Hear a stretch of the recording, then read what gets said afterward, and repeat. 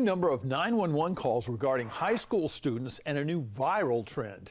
The Union County Sheriff's Office says it's a dangerous game called Senior Assassin. Here's how it works. The game encourages teenagers to target and ambush their classmates with water guns. But most of the time, they resemble real weapons. And deputies say they've responded to reports of teenagers wearing dark clothes, masks, and acting suspicious with those water guns. Now, most of the incidents were reported around the Weddington, Waxhaw, and Wesley Chapel Hill areas in Union County. But the sheriff's office says one of the most concerning incidents was last night along Crane Road in Waxhaw. Deputies say they were called to a home after two high school students dressed in all black were spotted hiding on the side of a home. We're told they were preparing to ambush and spray water on a classmate when she returned home.